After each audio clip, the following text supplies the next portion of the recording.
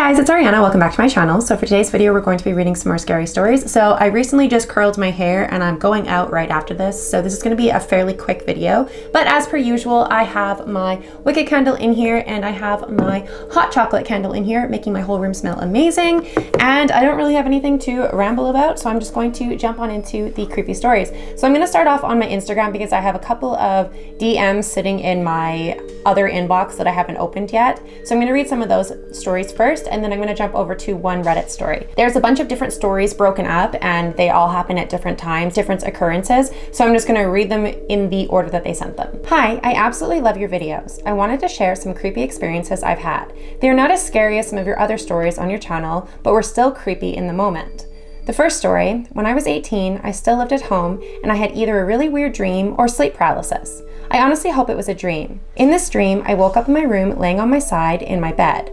I remember that I could see my closet door and posters. Everything looked just as my room actually did at the time. The weird part was that I couldn't move no matter how hard I tried. Then I started to feel this long pointed nail dragging up and down my back. Not hard enough to hurt, but it felt very real. This went on for what felt like forever. And the next day, when I got up, I asked my mom if she went into my room that night and she said that she hadn't. Second story. This one is definitely sleep paralysis. This time, I woke up from a weird dream when this strange, huge spider-like creature was crawling up my leg. Its legs were as thick as a human finger and extremely long. When I woke up, I could not move and I could still feel it slowly crawling up my leg. When I could finally move again, I couldn't go back to sleep, and when I checked the time, it was 3:26 in the morning. The third story, this one is from my brother's perspective. He never believed in the paranormal until this. He and his girlfriend had just had a baby and she was having a hard time. She had previously said that a friend of hers had passed away in a car accident a few years ago and would visit from beyond the grave when she became upset. She also had a locket with some of her friend's ashes. This time, when her friend came to visit in the early hours of the morning, the water in the kids' bathroom, they had 2 other children, kept turning on. My brother turned it off and thought it was the kids doing it, but they were both asleep. The next day, his girlfriend and the kids went to spend the night at her mom's house so she could help with the baby while my brother was at work. When he came home, the baby's stroller was rolling across the living room floor. They had left it in the hallway closet and the door to the closet was still closed. I think her friend disliked the fact that he didn't believe that she was there. Fourth story. This is about my eldest sister.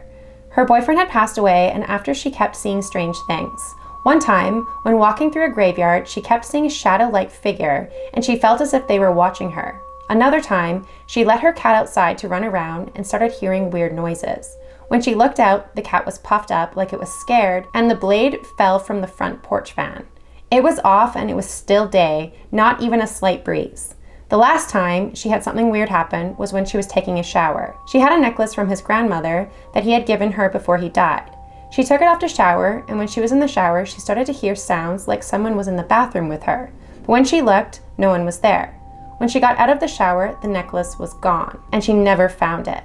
She was home alone and the front door was locked. I think he was telling her to move on because he wanted her to be happy. Fifth story and last story. This one is about my middle sister. She had a child that passed at a very young age. After the child passed away, their toys would randomly turn on and move in the middle of the night. Also, the child passed in December when it was still very cold outside, but whenever my sister would go outside, she would somehow always find ladybugs everywhere. We normally don't see ladybugs until March or April. And that's all the stories they sent. The last story was really, really sad. It's always so heartbreaking when a child passes away. The ladybug thing is really interesting because I've heard of people seeing butterflies, but I've never actually heard of ladybugs. Also heard of birds as well. That's really interesting that she experiences that, especially in the winter time because ladybugs definitely aren't around during that time. So that's really interesting. Thank you so much for sharing your stories. Your stories are, a lot of them are really sad, but some of them are really, really interesting. So thank you so much for sharing. And let's move on to the next story. So this one's an update and they said, I'm always happy to share stories. The next story happened when I was alone in the den. The same one where my dad had felt the pressure in the middle of the night. I was around 13 and I was watching TV sitting on the couch. I started hearing voices coming up through the vent that led directly into the kitchen downstairs. I couldn't make out what they were saying, so I went down expecting to see my grandmother in the kitchen. While turning the corner, I saw a big boot for a split second in the doorway to the kitchen, and then I saw it quickly move out of the frame so I could no longer see it. I knew it couldn't be my grandpa because he wasn't home at the time. Scared, I decided to go peek into the kitchen from the other door. I look into the kitchen where I now should have a full view of whatever was hiding next to the other door, but I couldn't see anything. Until I saw what looked like a black head with long black fingers peeking at me from the other door. It made me jump, but I've never really been the type to scream. I just froze, and it disappeared so fast, I questioned if I ever actually saw it. I went up to tell my grandmother, but I heard her sleeping peacefully, so I just decided to let it go. And that was their entire update. So they just saw like a shadow, which is really creepy. I hate seeing like things out of the corner of your eye or seeing things in your peripheral vision that like aren't actually there, but you see them and then you look and it's gone. But that one, like she actually saw a boot, which is terrifying because it makes me think that like somebody was trying to break into her house, but it also could be a shadow person, which is just as fucking creepy. And I hate that so much. Oh my goodness. So the next story is another DM from Instagram, and they said, hey, I have a story from a couple years ago. I was driving down from the Bay Area in California and decided to take the long way home so I could swing by and say hi to my friend. It was probably 1 a.m. here, and I was driving through the rural area of town. I was passing through a desolate road, and I started to remember the story my friend had told me. Down in the corner of the street I was on, there was a 4-way intersection, and on the corner there was an old building that was falling apart.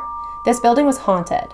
In the middle of the night, you could hear screaming and see things moving around.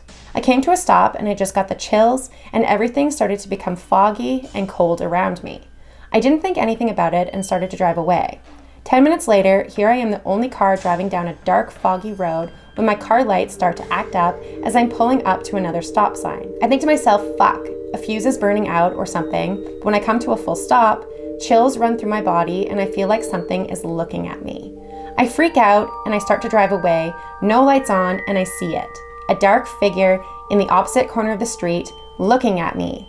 I pay close attention and I see in the night white eyes and a creepy smile that made me shiver. I'm trying to get away as fast as I can, but the car starts to shake and the lights aren't turning on. I can't get away from this thing. I shift the car and make it shift into gear, and luckily the car goes. And as I pull away, I feel uneasy, but the car stops shaking. The lights are still not on and won't turn on. Not my fog lights, not my headlights, not even the dome light in my car. I'm a good half a mile down the road when I think to myself I should stop the car and see if I can just turn it off and back on again. I decide to turn it off and wait a couple seconds. I close my eyes, whisper, please, work, under my breath, and turn the key. The engine cranks and turns on the lights. They finally come on all at once like nothing had happened. I felt relief as I pulled away and decided that I will never drive down that road in the middle of the night again. Oh my god, that's really creepy. I hate that. Seeing something in the dark that just like smiles at you and just, you can't like make it out completely and it's just creepy and staring at you and smiling at you. Oh my god, I hate that. That fucking sucks. That is so terrifying. So the next story that I want to read is actually a Ouija board story, and they said, hey, I just wanted to say how much my friend and I that's in this story love your videos and wanted to submit one of our own experience. This is the story about my experience with the Ouija board. I apologize for how long it is. My friend and I are long distance friends. We usually just message over Discord, but once we were really bored, I mentioned how I had been enjoying watching paranormal stories, but I get scared easily and had no one to watch with. We remember that you can share your screen over Discord and thought it would be a great idea to do that so we could watch them together. I had been experiencing paranormal activity in my house, so I was very interested in ghost stories, documentaries, and those of hauntings. We watched any paranormal video we could find over a period of a few months, which is how we found your channel. One day, we reached a brand new level of boredom and searched for Ouija board videos, but realized none of them were good and appeared fake. My friend mentioned that they had a Ouija board of their own, and since we were bored and stupid, we decided to use it. Since we were texting, we couldn't do it together, so we settled for neither of our cameras to be on, and they would tell me the letters the planchette moved over. We got a surprising amount of results, mainly because their house was built in the late 1800s. The first session we did reached multiple spirits. My friend said that they could tell each time a new spirit took over the planchette that it moved and acted differently. All the spirits we reached were very friendly. We talked to each of them for a little while before another came on, and the last one was named Dan. He spelled out war. We tried to ask more questions, but as usual, it was broken and very hard to understand. He spelled free. We kept asking questions, but it finally clicked. He had served in a war that freed people, so we asked him if he served in the Civil War, to which he answered yes. He was very friendly, and we loved him. We didn't get much information until we reached the seventh spirit. Its name was Ray. My friend described that it moved aggressively. We asked if it was evil over and over again, and it continued to answer no. However, we didn't believe it. Once we decided to play the Ouija board, we were obviously out of our minds, so we decided, why not close the session and open it back up at 3 a.m. Once 3 a.m. came, I decided that I was tired of not being able to see the board, especially since we had gotten so many results. So they set up their camera and propped it to face the board. It was super silly, and I had to place my phone sideways to even see properly. But I was glad I could know that they weren't just trying to freak me out, and I was absolutely shocked with the way that it moved. It was very clear it was moving on its own because there was no way you could move it like that. The first spirit we got felt oddly similar. My friend said it felt like Ray, and it moved to yes. We asked again, since it was alone, if it was evil, and now it said yes. It took us a while to focus because we were so shocked. But after we recovered, we got no further answers from Ray. Another spirit immediately came on and started poorly spelling out a drug's name. My friend recognized it and asked if it was spelling a medication, to which it answered yes. We got a bunch of broken answers, but we finally realized it was trying to say that it overdosed on a drug. The final spirit we reached is what made us shut down the session altogether and never reopen it again. We asked what its name was, and it responded Ben. As usual, we asked if it was evil, and it responded yes. It still obviously shook us up, but we asked how it died. You know the usual questions, but it kept responding ER, over and over. We naturally assumed that it died in a hospital, and we asked if it died in the ER. It responded no. We asked what happened, and it just kept repeating ER over and over. So as a joke, my friend said, "Do you want us in the ER?" And it said yes. And it kept spelling over and over, die. It started spelling out a bunch of different things, and then it spelled out a city that was eerily close to where we lived, but it could have been overthinking. I had a horrible feeling throughout the whole time, and it continued to spell die and kill. I begged my friend to close the session, so we did, but it was my birthday in a few hours. So we wanted to keep doing something fun. We downloaded popular spirit box apps that you see and ghost hunting. We had 3 running at a time on our different devices. On the first, we heard it say Ben. We absolutely flipped out and couldn't believe it. Then we heard my last name, which is 10 letters long.